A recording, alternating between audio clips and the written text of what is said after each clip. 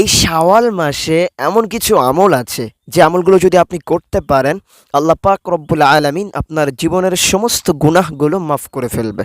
দেখেন, আমাদের জীবনে মেন টার্গেট থাকতে হবে এটা যে আমাদের জীবন থেকে সমস্ত গুনাহ আল্লাহর কাছ থেকে মাফ করায় নিতে হবে। এটাই আমাদের জীবনে সবথেকে বড় টার্গেট থাকতে হবে। দেখেন, আমাদের কিন্তু মৃত্যুর কোনো গ্যারান্টি নাই। আছে? কোনো গ্যারান্টি নেই। যখন তখন মৃত্যু হতে পারে, যখন তখন হবে, এতে কোনো সন্দেহ নাই। মৃত্যুর কোনো গ্যারান্টিও নাই। এজন্য আমাদেরকে সবসময় চেষ্টা করতে হবে কোন আমলটা করলে বেশি নেকি পাওয়া যায়, কোন আমলটা করলে আল্লাহ খুশি হয়, কোন আমলটা করলে জান্নাত পাওয়া যায়, কোন আমলটা করলে জান্নাতের মেহমান হওয়া যায়। তবে সবসময় একটা কথা মাথায় রাখতে হবে, এটা চিন্তা করলে হবে না যে আমরা তো জীবনে অনেক গুনাহ করেছি, তো এই গুনাহ নিয়ে আল্লাহর সামনে কিভাবে দাঁড়াবো। আল্লাহর নিয়ামত খাই, আল্লাহর জমিনে থাকি, আল্লাহর বাতাস আমরা ভক্ষণ করি, আল্লাহর নিয়ামত আমরা খেয়ে বেঁচে থাকি।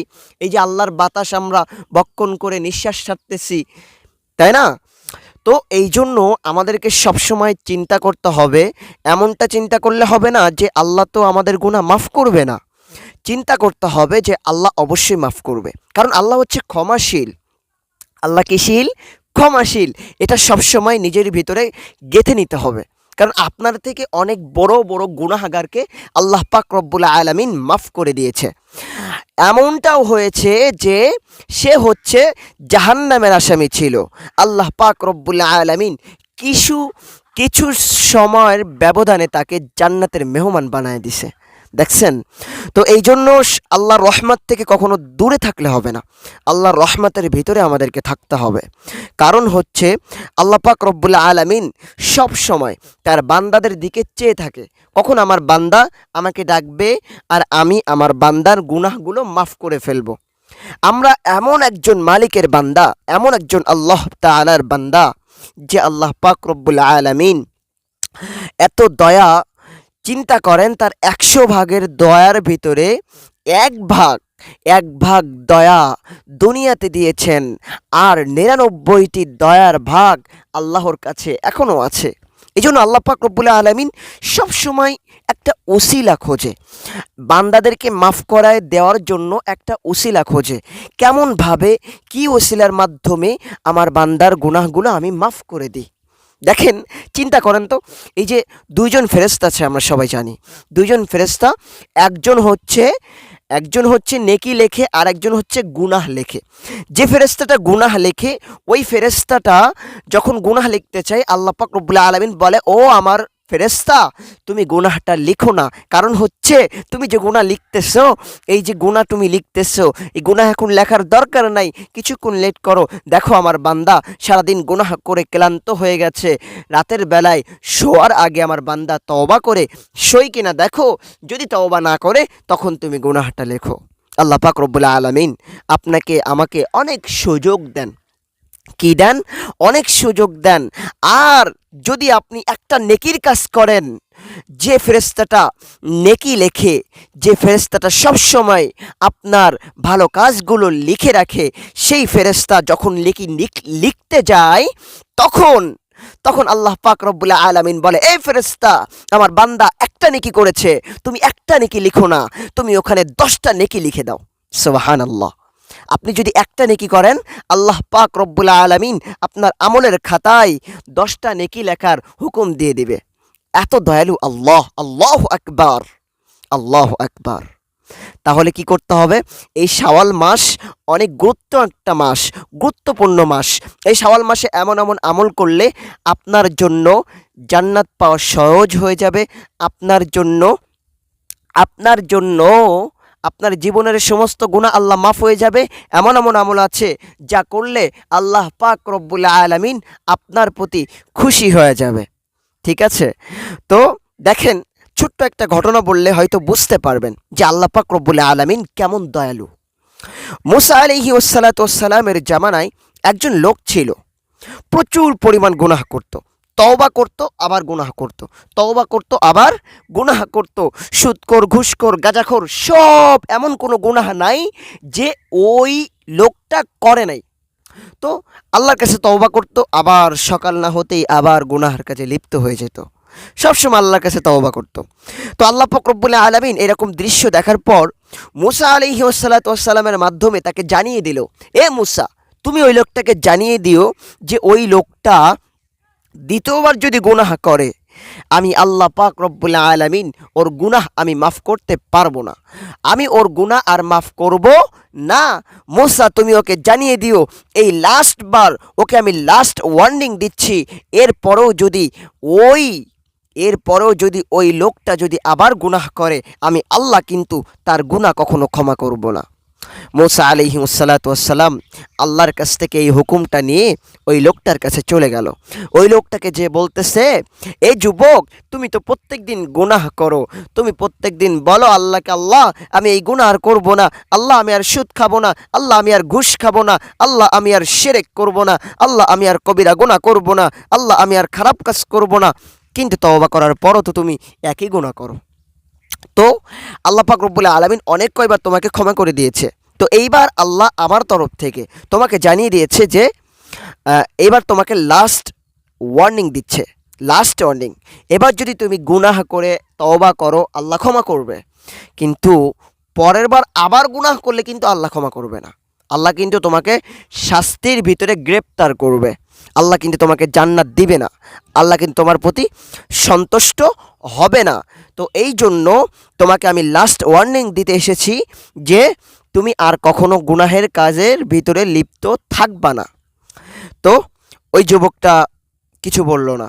মুসা আলাইহিস সালাতু ওয়াস সালাম এই কথাটা বলে চলে গেল। এখন ওই যুবকটা বলতেছে যে আমি তো খাস তওবা করেছি, এখন যদি আবার আমি গুনাহ করি, তো এবার মনে হয় আল্লাহ আমাকে আর ক্ষমা করবে না। তো এইবার ওই যুবকটা রেডি হয়ে প্রস্তুতি নিয়ে, এখানে আসেন, এখানে থাকো। ওই যুবকটা প্রস্তুতি নিয়ে খাস তওবা করেছে, আর গুনাহ করবে না, সে আর গুনাহ করবে না, এই নিয়াতে খাস তওবা করেছে। আচ্ছা, একটা কথা চিন্তা করেন তো, আপনি যদি খাস তওবা করেন, ঠিক আছে, আপনি যদি খাস তওবা করেন, আল্লাহ কি আপনার কাছ থেকে শয়তান বেঁধে রাখবে? শয়তান কি বেঁধে রাখবে? রাখবে না। শয়তান কিন্তু ছাড়াই থাকবে, কারণ শয়তান আপনাকে আরও বেশি করে ধোঁকা দিবে। কারণ কি জানেন? কারণ আপনি খাস তওবা করেছেন, আর আল্লাহও হুকুম দিয়েছে যে এইবার যদি গুনাহ করে আমি আল্লাহ মাফ করব না। তো শয়তান কিন্তু আরও বেশি করে চেষ্টা করবে, আরও বেশি করে তাকে ধোঁকা দেওয়ার জন্য। কারণ হচ্ছে একবার যদি ধোঁকা দিতে পারে, সে জাহান্নামে চলে যাবে। তো এই জন্য তাকে বেশি করে চেষ্টা করবে ধোঁকা দিতে। তো ওই যুবকটা তওবা করলো, খুব কষ্ট করে তওবা করেছে, আল্লাহর কাছে মাফ চেয়েছে, এইবার আর কখনো গুনাহ করবে না, গুনাহের কাজে যাবে না। তো আবার ওই যুবকটা গুনাহ করে ফেলে। আবার কি করে ফেলে? গুনাহ করে ফেলে।